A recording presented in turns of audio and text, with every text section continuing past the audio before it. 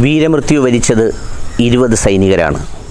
സൈനികരുടെ ജീവിതം ജീവാർപ്പണത്തിൻ്റെയും ത്യാഗത്തിൻ്റെയും നഷ്ടങ്ങളുടെയും കഥയാണ്.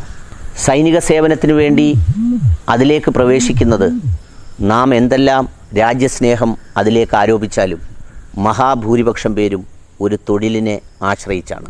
ഒരു തൊഴിലെന്നുള്ള നമുക്ക് വേഗം ലഭിക്കാവുന്ന, വിദ്യാഭ്യാസം അല്പം കുറഞ്ഞാലും കായികാധ്വാനം കൊണ്ട് ലഭിക്കാവുന്ന ഒരു തൊഴിലെന്നുള്ള നിലയിലാണ് മഹാഭൂരിപക്ഷം ആളുകളും സൈന്യത്തിലേക്ക് ചേരുന്നത്. എന്നാൽ ഇതിനോട് താല്പര്യമുള്ള കുറച്ച് പേർ നാഷണൽ ഡിഫൻസ് അക്കാഡമി പോലെയുള്ള സ്ഥാപനങ്ങളിൽ പോയി പഠിക്കുകയും അതോടൊപ്പം സൈനികരുടെ മക്കൾ അതിനുശേഷം സൈനികരായി തീരുകയും ഒക്കെ ചെയ്യുന്ന പാരമ്പര്യത്തിൻ്റെ ചില ഘടകങ്ങളുമുണ്ട്. എങ്കിലും അവിടേക്ക് എത്തിച്ചേരുമ്പോൾ അവർ മനുഷ്യരായി തന്നെയാണ് യാത്രയാകുന്നത്. പല സൈനികരുടെയും ജീവിത പ്രയാസങ്ങളിലേക്കും ദുഃഖങ്ങളിലേക്കും നോക്കിയാൽ ഏതാണ്ട് മഹാഭൂരിപക്ഷം പേരും മധ്യവർത്തി കുടുംബങ്ങളോ അതിന് താഴെയുള്ളവരോ ആണ്. വൃദ്ധരായ മാതാപിതാക്കൾ, രോഗികളായ സഹോദരങ്ങൾ, അല്ലെങ്കിൽ ഗർഭിണികളായ ഭാര്യ, അല്ലെങ്കിൽ പിഞ്ചുമക്കൾ, ഇവരെയൊക്കെ അവശേഷിപ്പിച്ചിട്ടാണ് ഓരോ സൈനികനും ഈ അതിർത്തികളിലേക്ക് പോകുന്നത്. ഈ അതിർത്തികളിൽ ചെന്ന് പരിശീലനത്തിൻ്റെ ഭാഗമായി അവനിലേക്ക് ദേശീയ ബോധവും എതിർ രാജ്യത്തിൻ്റെ ദേശീയത നമുക്ക് എത്രത്തോളം വെല്ലുവിളിയാണെന്നുള്ള ഒക്കെ തരത്തിലേക്ക് അവനെ മസ്തിഷ്ക പ്രക്ഷാളനം നടത്തി ഈ പറഞ്ഞതുപോലെ അവനെ ഒരു സൈനികനാക്കി മാറ്റുന്നു.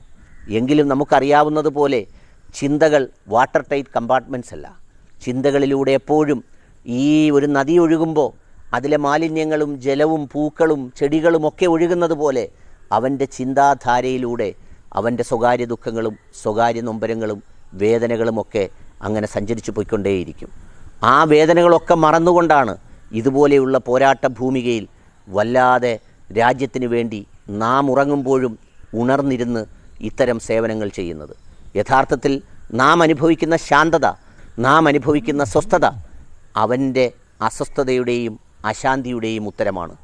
നമ്മൾ കിടന്നുറങ്ങുമ്പോൾ ഇന്നൊരു ഷെല്ലാക്രമണം ഉണ്ടാകുമെന്ന് ഭയപ്പെട്ടോ ബോംബാക്രമണം ഉണ്ടാകുമെന്ന് ഭയപ്പെട്ടോ ഉറങ്ങേണ്ടതില്ല എന്നൊരവസ്ഥ സൃഷ്ടിക്കുന്നതിൽ അവൻ വഹിക്കുന്ന പങ്ക് തീരെ ചെറുതല്ല.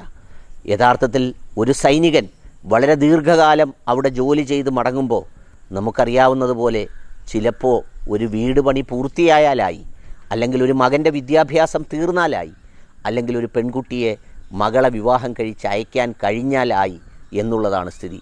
മറ്റേതെങ്കിലും സേവനം പോലെ ശമ്പളമായോ കിമ്പളമായോ ഒന്നും ഒരുപാട് ലഭിക്കാത്ത ആ സേവനത്തിൽ വളരെ കാർക്കശ്യമായ പരിശീലനത്തിലൂടെ രൂപപ്പെടുന്ന, കർശനമായ ചിട്ടകളിലൂടെ രൂപപ്പെടുന്ന, ഏറ്റവും പ്രതികൂലമായ സാഹചര്യങ്ങളിലൂടെ പ്രവർത്തിക്കപ്പെടുന്ന അവൻ്റെ മനസ്സിൻ്റെ ആഴം, അവൻ്റെ ത്യാഗം, അവൻ്റെ അർപ്പണബോധം, അത് നാം യഥാർത്ഥത്തിൽ എത്ര കണ്ട് വിലമതിക്കുന്നു എന്ന് ഈ സന്ദർഭങ്ങളിലെങ്കിലും ആലോചിക്കേണ്ടതുണ്ട്. യഥാർത്ഥത്തിൽ അവൻ ഒഴുക്കുന്ന ചോരയുടെ വിലയാണ് ഈ രാജ്യത്തിൻ്റെ ആഭ്യന്തര ശക്തി, നമ്മളുടെ ഇടയിലുള്ള സ്നേഹം, നമ്മളുടെ ഇടയിലുള്ള ഐക്യം. എന്നാൽ ആ ഐക്യവും സ്നേഹവും ഛിദ്രമാക്കുന്ന ശക്തികൾ യഥാർത്ഥത്തിൽ അവൻ ഉറക്കമൊഴിയുന്ന മണിക്കൂറുകളെയും അവൻ മണ്ണിലേക്കൊഴുക്കുന്ന രക്തത്തുള്ളികളെയും പാഴാക്കുകയാണ്, പരിഹസിക്കുകയാണ്, അപമാനിക്കുകയാണ് ചെയ്യുന്നത്.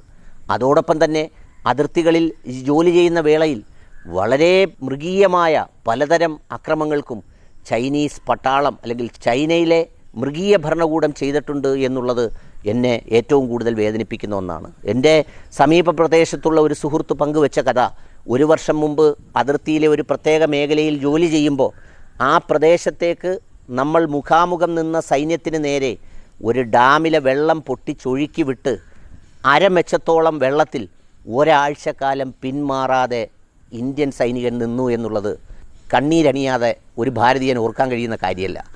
ഈ ശരീരത്തിൻ്റെ പല ഭാഗങ്ങളും അഴുകി ദ്രവിച്ചിട്ട് പോലും ആ സ്ഥലത്തുനിന്ന് പിന്മാറാതെ നിന്ന സൈനികൻ്റെ ത്യാഗമാണ് ഇന്ന് ആകാശത്തിൽ ഉയർന്നു പറക്കുന്ന ഈ ത്രിവർണ പതാക. നാമൊക്കെ മരിക്കുന്ന വേളയിൽ ഒരു ത്രിവർണ പതാക മൂടി ആവേശം കൊള്ളും, അഭിമാനിക്കും, ജയ് ഹിന്ദ് എന്ന് മുദ്രാവാക്യം വിളിക്കും. പക്ഷേ പിന്നീട് അവൻ്റെ ജീവിതകഥകളെക്കുറിച്ച് നാം ഓർക്കുന്നത് വെറും പ്രതീകാത്മകമായി ഓഗസ്റ്റ് 15-നും റിപ്പബ്ലിക് ഡേയിലുമായിരിക്കും. പല കുടുംബങ്ങളും മരണത്തിന് ശേഷം ഛിന്നഭിന്നമായി പോകുന്നവരുണ്ട്, ലഭിക്കുന്ന ആനുകൂല്യങ്ങൾക്ക് വേണ്ടി തർക്കത്തിലായി പോകുന്നവരുണ്ട്, ഒറ്റപ്പെട്ടു പോകുന്ന മാതാപിതാക്കളുണ്ട്, അനാഥരായി പോകുന്ന കുഞ്ഞുങ്ങളുണ്ട്. അവർക്കൊക്കെ നോക്കാൻ അവസാനമായി സൈന്യം കൈമാറുന്ന ചില വസ്ത്രങ്ങളും ഒരു ചിത്രവും ചിലപ്പോൾ വീടിന് മുമ്പിലുള്ള ഒരു ബലികുടീരവുമായിരിക്കും. അത്തരത്തിൽ പല പ്രതിസന്ധികളും മറികടന്ന് ജീവനോടെ തിരിച്ചെത്തുന്ന സൈനികരാണ് അവരുടെ ജീവിതത്തിൻ്റെ ഏറ്റവും പ്രധാനപ്പെട്ട ഗതികേട് കൊണ്ട് റോഡുകളിൽ സെക്യൂരിറ്റികളായും അതുപോലെ പല സ്ഥലങ്ങളിലുമൊക്കെ നിൽക്കുന്നത്. നമുക്കവരെ കാണുമ്പോൾ നാം അവരോട് കയർക്കാറുണ്ട്, ശബ്ദിക്കാറുണ്ട്. നാം അധികാരമുള്ള പോലീസിനോട് പഞ്ചപുച്ഛമടക്കി നിൽക്കുമ്പോഴും ഇവരോടൊക്കെ നാം വല്ലാതെ കയർക്കാറുണ്ട്. യഥാർത്ഥത്തിൽ അവർ ഒരു രാജ്യത്തെ സേവിച്ചതിന് ശേഷം അഭിമാനബോധത്തോടെ മടങ്ങി വന്ന് ഗതികേട് കൊണ്ട് സേവനം ചെയ്യേണ്ടി വരുന്ന പാവം മനുഷ്യരാണ്. അതുകൊണ്ട് ഇനിയെങ്കിലും ഏതെങ്കിലും കല്യാണ ഓഡിറ്റോറിയങ്ങളിൽ വാഹനം പാർക്ക് ചെയ്യാൻ പോകുമ്പോൾ ഏതെങ്കിലും സ്ഥലങ്ങളിൽ അപ്പുറത്തേക്കൊന്ന് മാറ്റിയിടുമോ എന്ന് ചോദിച്ചാൽ അവനൊരു വിമുക്ത ഭടനാണെങ്കിൽ അവനെ ബഹുമാനാദരങ്ങളോടെ നമുക്ക് കാണാനാവണം.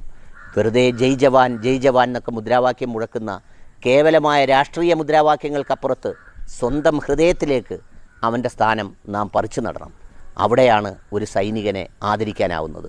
ഈ സന്ദർഭത്തിൽ ഈ രാജ്യത്തിൻ്റെ ഐക്യത്തിനും അഖണ്ഡതയ്ക്കും വേണ്ടി സ്വന്തം ജീവൻ ബലിയർപ്പിച്ച മുഴുവൻ സൈനികരെയും ആദരപൂർവ്വം സ്മരിക്കുന്നു.